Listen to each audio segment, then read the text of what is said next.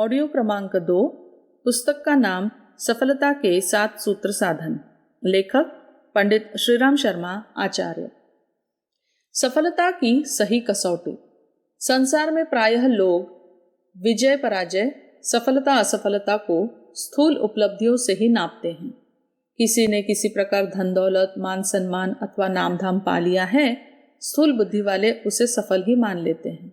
वे यह नहीं देख पाते कि इसने जो यह वैभव विभूति प्राप्त की है, उसके उपायों एवं साधनों के औचित्य पर ध्यान नहीं रखा, जबकि उपायों का अनौचित्य उसकी बहुत बड़ी नैतिक पराजय है। इसके विपरीत जो व्यक्ति ईमानदारी से प्रयत्न करते हुए भी स्थूल उपलब्धियों को संयोग अथवा अन्य हेतुओं वश नहीं पा सकते, उन्हें सामान्य बुद्धि वाले लोग असफल ही मानते हैं, जबकि अनुपलब्धि को स्वीकार करके भी ईमानदार प्रयत्नों में लगे रहने की सफलता उसकी बहुत बड़ी विजय है। सफलता असफलता तथा विजय पराजय के विषय में इस प्रकार की धारणा रखने वाले व्यक्ति स्थूल दृष्टि से स्थूल उपलब्धियों को ही देख पाते हैं और उनसे ही प्रसन्न एवं प्रभावित हुआ करते हैं। ऐसे लोग पुरुषार्थ एवं कर्मशीलता का मान सम्मान करना नहीं जानते। निश्चय ही ऐसे लोग भौतिक विभूतियों के अविवेकशील भक्त होते हैं। उनकी दृष्टि में भौतिक उपलब्धियों के सिवाय मनुष्य के प्रयत्न एवं पुरुषार्थ का कोई मूल्य महत्व नहीं होता। तत्वदर्शी बुद्धिमानों का दृष्टिकोण इन स्थूलवादियों से सहमत नहीं होता। वे सफलता एवं विजय का मापदंड पुरुषार्थ एवं प्रयत्न को ही मानते हैं।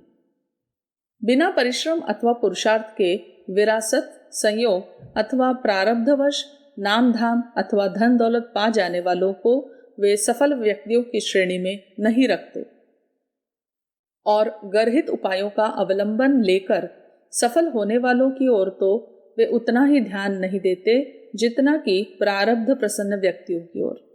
उनका विश्वास होता है कि सफलता अथवा विजय का संबंध मनुष्य के पुरुषार्थ एवं परिश्रम से ही होता है, उपलब्धियों से नहीं।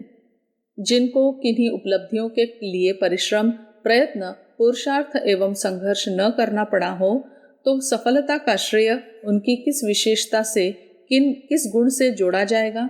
उपलब्धियां स्वयं में कोई सफलता नहीं है।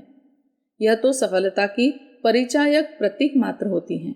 प्रतिद्वंद्वी के पस्त हिम्मत होने के कारण कोई पहलवान अखाड़े में उतरे बिना ही विजयी घोषित नहीं माना जा सकता। उसकी विजय की घोषणा तो वास्तव में प्रतिद्वंद्वी की साहसहीनता की सूचना होती है। इस प्रकार की घटना में यह घोषणा प्रस्तुत पक्ष की विजय ही नहीं, निरस्त पक्ष के पराजय की होनी चाहिए। पुरुषार्थ में विश्वास रखने वाले सच्चे कर्मवीर जीवन में कभी असफल अथवा परास्त नहीं होते। उनकी पराजय तो तब ही कहीं जा सकती है जब वे एक बार की सफलता से निराश होकर निष्क्रिय हो जाएं और प्रयत्न के प्रति हथियार डाल दें।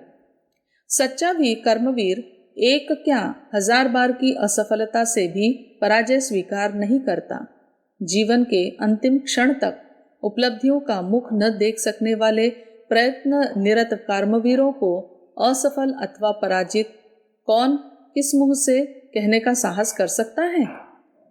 इतिहास ऐसे न जाने कितने कर्मवीरों की गौरव गाथा से भरा पड़ा है, जो जीवन संग्राम में अनेक बार हारकर भी नहीं हारे, और ऐसे उदाहरणों की भी कमी नहीं है कि विजयी होने पर भी जिनका नाम पराजितों की सूची में ही लिखा गया। राणा प्रताप, पोरस तथा पृथ्वीराज चौहान ऐसे ही कर्मवीरों में से हैं जो स्थूल रूप से हारकर भी नैतिक रूप से पराजित नहीं हुए। श्रृंखलाओं एवं संकटों के बीच भी उन्होंने अपने को पराजित स्वीकार नहीं किया। जीवन का अंतिम अणुकण संघर्ष के दांव पर लगा देने के बाद भी विजय न पा सकने वाले यह वीर आज भी विजयी व्यक्तियों के साथ ही गिने जाते हैं। उनकी परिस्थितियां अवश्य हारी, किंतु उनके प्रयत्न कभी पराजित न हुए। यही उनकी विजय है, जिसे यशस्वी कर्मवीरों के अतिरिक्त साधन संपन्नता के बल पर संयोगिक विजय पाने वाले कर्महीन कायर कभी नहीं पा सकते। अकबर, अशोक और अलाउद्दीन खिलजी जिस जैसे विजयी उन व्यक्तियों में से हैं जिनकी जीत भी आज तक हार के साथ ही लिखी जाती है। कलिंग का स्मशान बन जाना एक विजय थी और अशोक का नगर पर अधिकार कर लेना एक पराजय। पद्मिनी का जल जाना, भीम सिंह और गौरा बादल का जौहर कर डालना एक विजय थी और चित्तौड़ पर खिलजी का अधिकार एक पराजय थी। वन वन फिरकर घास की रोटी खाने वाले प्रताप की आपत्ति एक विजय और मेवाड़ पर अकबर का झंडा फहराना एक पराजय। यह ऐसी पराजय थी जिसे अकबर ने स्वयं स्वीकार किया था। जय पराजय की इन गाथाओं में जीत हार का मापदंड आदर्श, पुरुषार्थ, पराक्रम, साहस, धैर्य एवं प्रयत्न ही रहा है, राज्य अथवा नगरों पर अधिकार नहीं। परिस्थितियों के सम्मुख घुटने न टेकने और सफलता के बाद दूने उत्साह से उठने वाले कभी भी परास्त नहीं कहे जा सकते, फिर चाहे वे कभी स्थूल विजय के अधिकारी भले ही न बने हों। हारना वास्तव में वह है, असफलता उसे ही कहा जा सकता है जो एक बार गिरकर उठने की हिम्मत खो देता है। हारना वास्तव में वह है, असफल उसे ही कहा जा सकता है जो एक बार गिरकर उठने की हिम्मत खो देता है। एक बार की असफलता से निराश होकर मैदान से हट जाता है। पिछली पराजय से पस्त हिम्मत न होकर अगली सफलता के लिए प्रयत्न करने वालों की पिछली असफलताओं का सारा अपवाद स्वयं ही मिट जाया करता है। इसीलिए विजय का यशस्वी श्रेय लेने वाले फल के प्रति उत्सुक न रहकर प्रयत्न एवं पुरुषार्थ में ही लगे रहते हैं। असफलताओं के आघात से निराश होकर बैठ रहना सबसे बड़ी कायरता है। असफलताओं की कसौटी पर ही मनुष्य के धैर्य, साहस तथा लगनशीलता की परख होती है। जो इस कसौटी पर खरा उतरता है वही वास्तव में सच्चा पुरुषार्थी और अपने ध्येय का धनी होता है। और ऐसे ही कर्मवीरों को विचारवान लोग असफल होने पर भी सफल ही मानते हैं। जीवन में निर्विरोध अथवा निरंतर सफलताओं की परंपरा गर्व, गौरव अथवा हर्षातिरेक का विषय नहीं है। असफलताओं का आघात पाए बिना मनुष्य पूर्ण रूप से परिपक्व नहीं हो पाता। उसके मन, बुद्धि तथा आत्मा में कच्चापन बना रहता है। उसकी एकांगी विजय न तो सरस हो पाती है और न संतोषप्रद। परिश्रम के बाद विश्राम और कष्टों के बाद सुविधा की तरह ही सफलता का आनंद असफलता के बाद ही आता है। असफलता के अभाव में अनुभवों से रहित व्यक्ति दुनिया को ठीक से नहीं समझ पाता। मनुष्य का निरंतर सफल होते जाना बहुत अधिक हितकर नहीं होता। परिश्रम के बाद विश्राम और कष्टों के बाद सुविधा की तरह ही सफलता का आनंद असफलता के बाद ही आता है।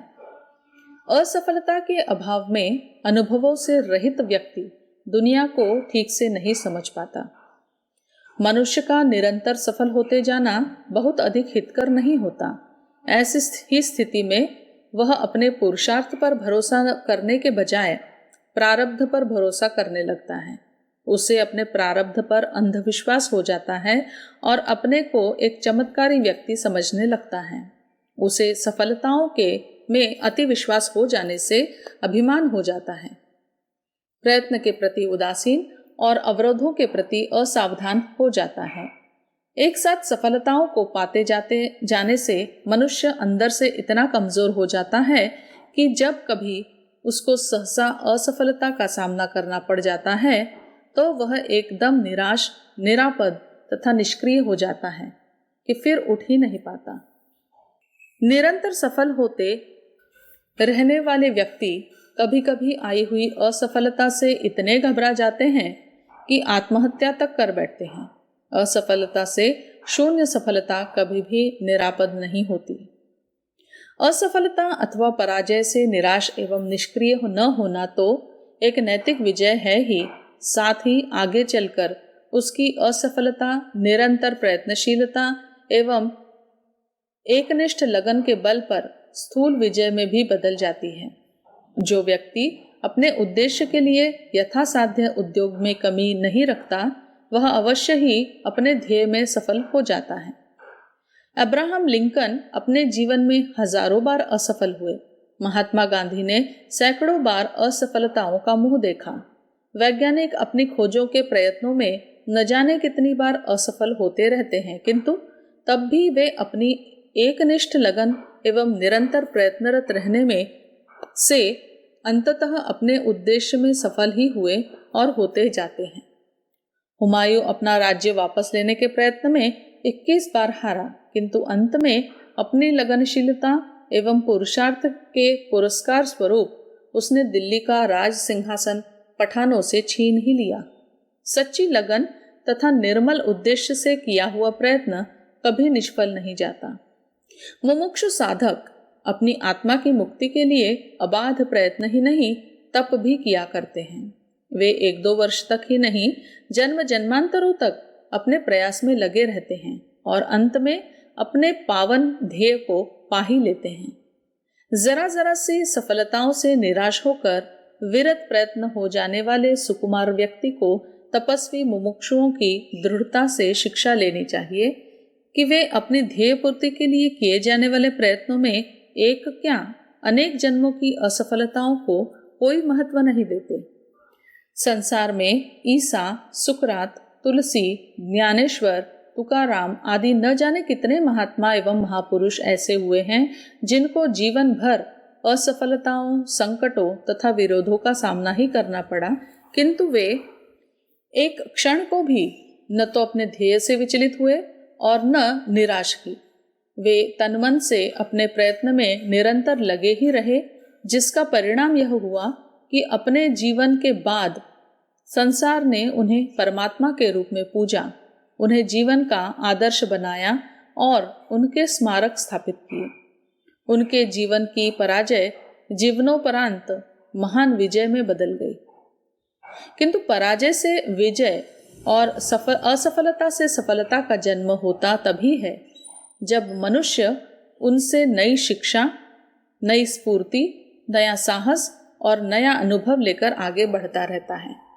जिसने असफलता को केवल असफलता समझकर छोड़ दिया, उसकी उपेक्षा कर दी और उससे किसी शिक्षा का लाभ नहीं उठाया, तो उसकी मूल्यवान असफलता मात्र असफलता बनकर ही रह जाती है। तब ऐसी असफलता का सफलता में अथवा पराजय का विजय में बदलना कठिन हो जाता है।